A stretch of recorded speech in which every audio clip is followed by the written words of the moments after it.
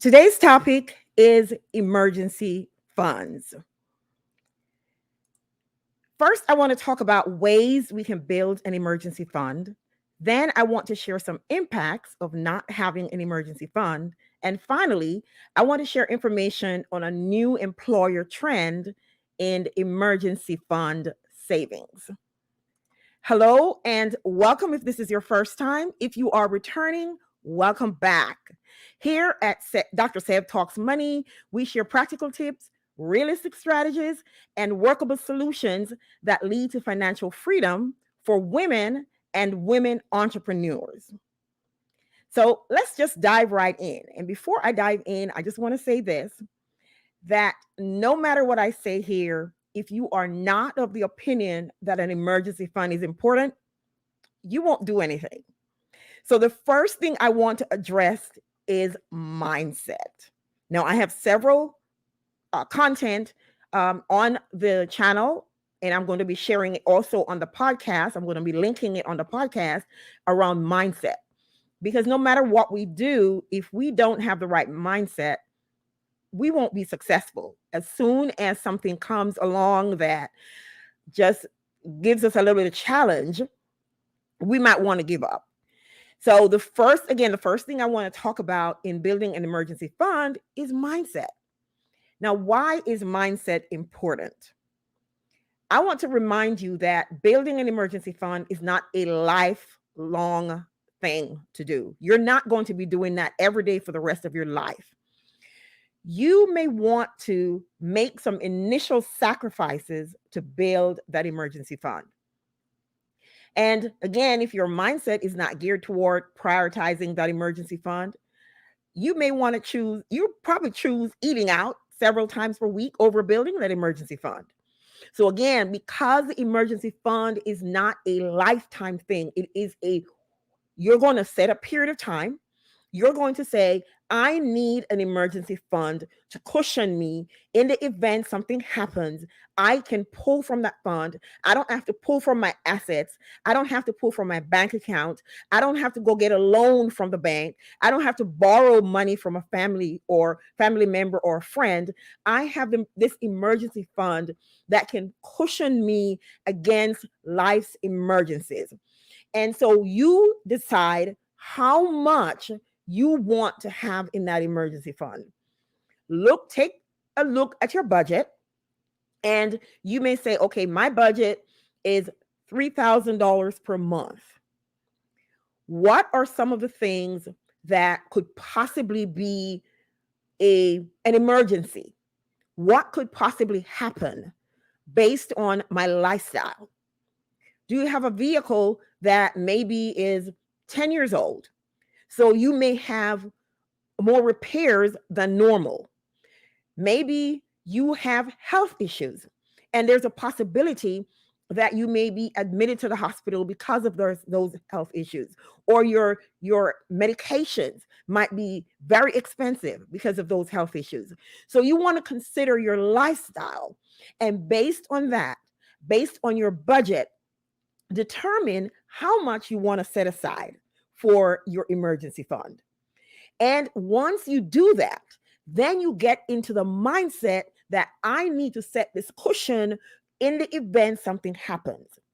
So you are going to prioritize the emergency fund, and you are going to make some sacrifices in order to build that emergency fund.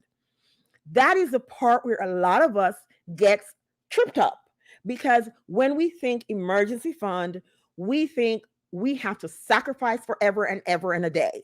And no, an emergency fund you're going to set a specific time, a specific amount, and you are going to do everything you can to build that fund so that in the event of an emergency, you have some cushion. Okay, so again, this is not a lifestyle thing. It is something you're doing with a target date and a target amount. Now, here I want to talk about some things that we can do to build that emergency fund. And the first category I want to talk about is cutting expenses. And I'm looking at low-hanging fruit. I'm not going into big expenses. I'm talking low-hanging fruit. Now, one of the first low hanging fruit is groceries and eating out. Again, remember that an emergency fund that you're building is not going to be a lifestyle thing. It's not going to be something you're doing forever and ever and ever. Okay. So, because of that, you may want to create weekly menus when you go shopping. Create weekly menus so you're not going into the store and just shopping. I've done that. I go into the store and I'm like, well, you know what? I think I may make some spaghetti. So let me get some ground beef and some noodles. Maybe I'll make some baked chicken too. So I load up on all of these things. And if I'm shopping weekly, I don't need all of those things. And then sometimes I go back to the store the next week and I don't even remember I have all those other things and I'm buying again. So if I have a menu and I know that during that week, for the next 6 months, I am going to sacrifice because I need to I need to save $1,000, right? Then I am going to create a menu and I'm going to give myself some fun money because you don't want to sacrifice so much that you don't have fun and then you want to give up. So I'm going to create a menu that allow myself some fun. And I create the menu and I go shopping just for those items. And one day per week or one day every 2 weeks, one day every 8 days, whatever it is that you want to do, for me, it's one day per week that I eat out because I give myself that fun break because I know that I am working towards a specific goal. So groceries and eating out is a low-hanging fruit that you can use to cut expenses and use that money to build your emergency fund. And again, start from your current budget. Start from your current expenses so that you can know what it is that you can cut out and be able to take that money and fund an emergency fund. Now, the next thing that I would want to say to you is look at your recurring expenses like your insurance. Do you automatically renew or do you check on discounts? Do you call around to other insurance companies? Some of us are loyal to insurance companies. I have no idea why. They're not loyal to you. They're not loyal to me. So why are we loyal to a specific insurance company? Try to get the best deal. And if you have insurance, you pay for 6 months. Like for me, I pay every 6 months. And if I pay for this 6 months and they're renewing and they're increasing my insurance, and I know that I didn't do anything, I didn't have a ticket, I didn't have anything, then I'm checking around. If they're sending me something and they're sending me a lower insurance bill for the next 6 months, yeah, I might just go ahead and renew. But if it's increasing, I am going to be calling around. So that's another low-hanging fruit because there is such a difference in price of auto insurance, homeowners insurance, renters insurance. There's such a difference in price that it behooves us to shop around. Okay, the third section in the cutting expenses on the low-hanging fruit is subscriptions. Sis, if you haven't used a subscription in a year, you're not going to use it. Go ahead and cancel it. If you're like me, you may say, "Yeah, I don't want to cancel it because I'm going to use it. I'm going to use that service. I'm going to do whatever." And it sits there, and a year passed, 2 years passed, and you're paying for something you're not using. So this is another low-hanging fruit. Look at those subscriptions that you have. How much are you taking advantage of the subscriptions? Are they really necessary? Can you cancel them and then go back to them when you need them, rather than keep paying and then you're not using them? So I have canceled a few things that are nice to have, but really they weren't really furthering my goals for what I have. And again, start with your budget, start with that bottom line. What is it that you want to achieve? Because if you don't do that, then this won't make any sense. You have to have a goal. You have to say, I want to save this money because of XYZ. I have a purpose and a goal for saving this money, and that will help to drive your goal. So again, cut off those subscriptions. I mean, TV services, I share all the time that I have not had TV services in 7 years. Once I started my doctorate, I got rid of TV services because it was a distraction, and I have not missed it. So a lot of things that we think we need, we may not need it. So I invite you to explore some of the things that you are paying for that you may not really need. It's more a crutch, an emotional crutch, than it is a need. So I challenge you, if you don't have an emergency fund and you need to build one, consider these items. Again, these are this is based on a goal that you're trying to achieve. Now, the other category that I would invite you to look at is creating extra income. So we've looked at how can we cut expenses. Let's talk about how we can make extra income. And again, these are low hanging fruit. I'm not going into details about other things that we can do. These are the low hanging fruit, quick things that we can do to cut expenses. And then for these, make extra money. Sell the stuff that you have in the closet. If you're a size 8, 10 now, those size ones that you have in the back of the closet, go ahead and get rid of them. You're not gonna wear them again, okay? So let's not fool ourselves. Okay. I hope that's not too harsh. Let's not fool ourselves. There are things we have in our houses that we say we're going to use, and we really are not going to use them. If you have not used that stuff for a year, 2 years, 3 years, talking to myself too, if you have not used that stuff, get rid of it, sell it. Somebody needs what you have a yard sale, sell it online, whatever you need to do, get rid of that stuff, make that extra money, and fund your emergency fund.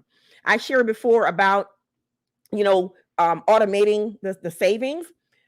I started an extra savings account with um, what is it, Navy Federal, in April of this year.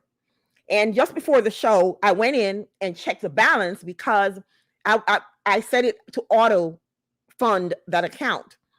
And it was up to $925. And I started that in May. So I'm putting $100 every paycheck in that account. So I'm sharing that to let you know that if you set up your auto savings, you sell the stuff, you deposit it in that account, before you know it, it grows to an amount that would give you some peace of mind. All right. So the second thing I want to share in the extra income category, scrounge the want ads. What are people needing? And how can you provide a service?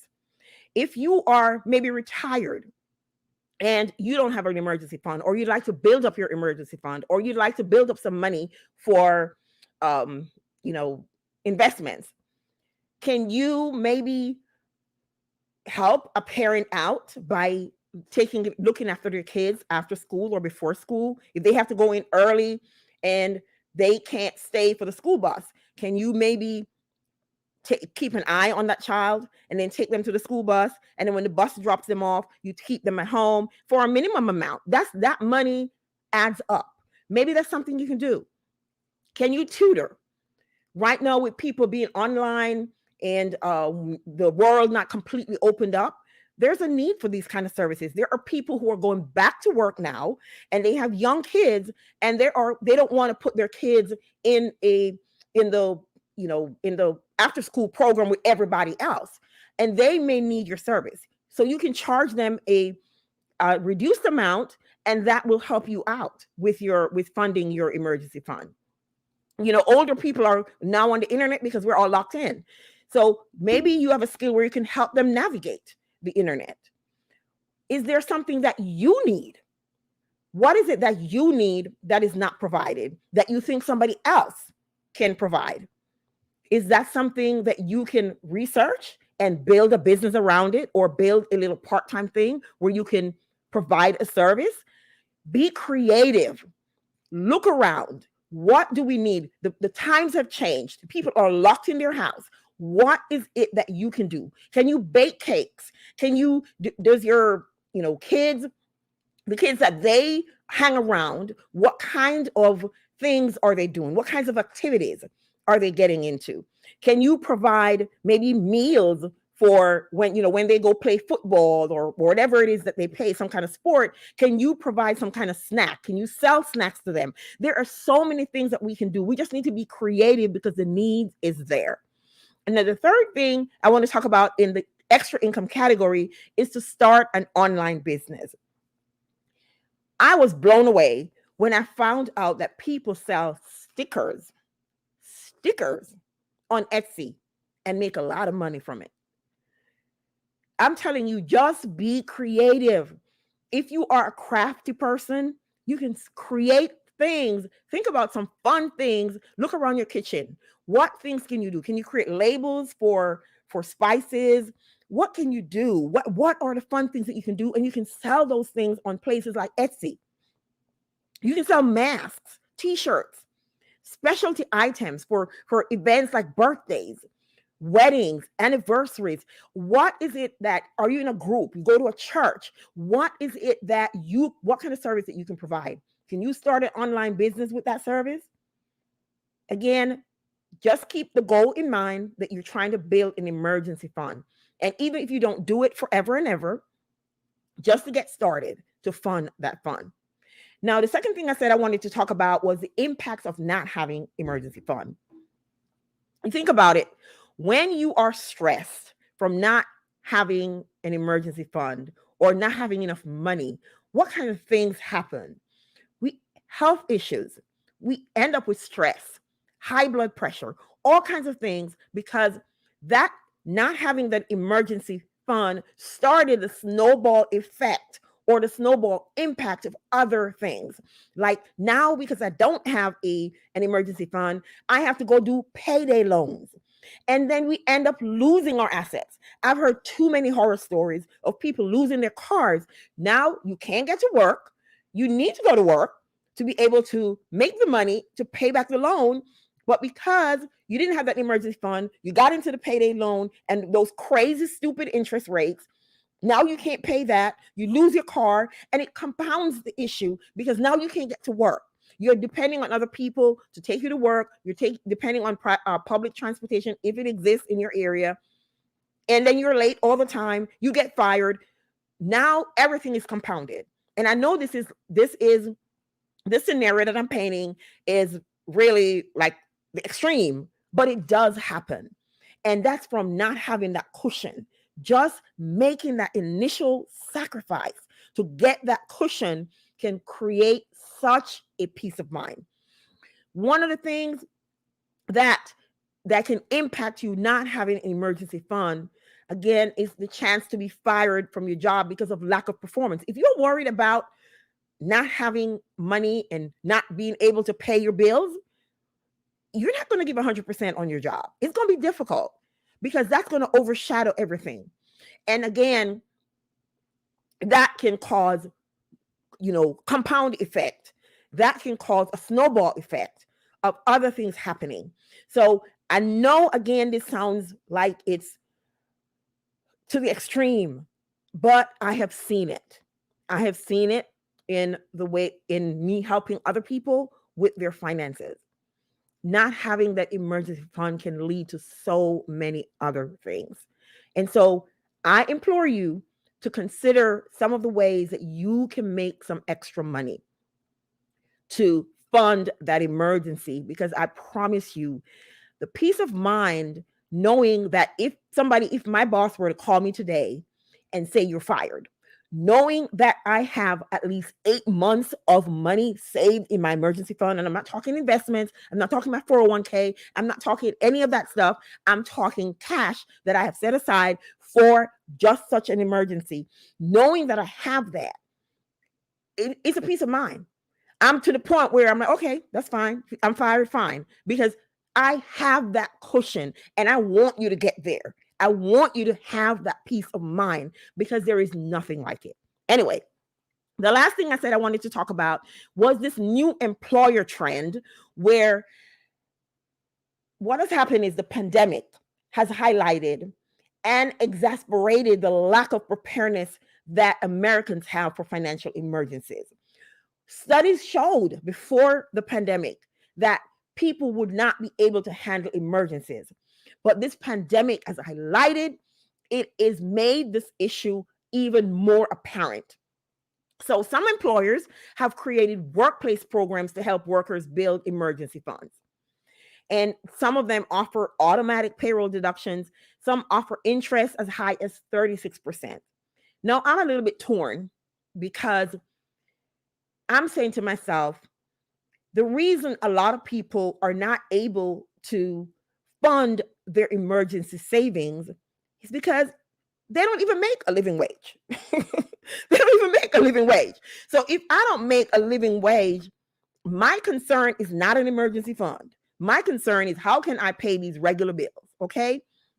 So, and as much as employers are aware that employees can't give 100% when they're stressed about financial issues, if I don't have a place to sleep, I don't care about emergency fund, right? So, but they're aware of that and they are trying to fix it. And I don't expect employers to fix all employee issues. But again, as I said, I'm torn because if you're not paying me a living wage, and for me, my definition of a living wage is being paid enough that I can manage at least the rent in the area that I live in. If I cannot pay even the basic rent that I live in, because for food, I can make that work. I can make my budget. I can shop, like I'm in college still. I can cook like I'm in college still, right? I can maneuver that, but I don't have any control over the rent that I am asked to pay. And I'm not talking mortgage, I'm talking rent, for the basic rent, okay? And so if I cannot afford the basic rent, then I am not being paid a living wage. And that's what has me torn with this new program that employers are doing, where they are trying to get employees to save money. And they are trying to fund the emergency savings account for employees, and you're offering these high interest rate so that they can be attractive for employees. But again, you pay me that and you put that money in that emergency fund, I'm going to be spending that because I still need to pay the basic bills and I can't pay them on the salary you pay me. So on one hand, again, I'm torn because they're trying to do something, but then on the other hand, if you're not paying me enough, a basic enough wage where I can live, then that's providing an emergency fund is null.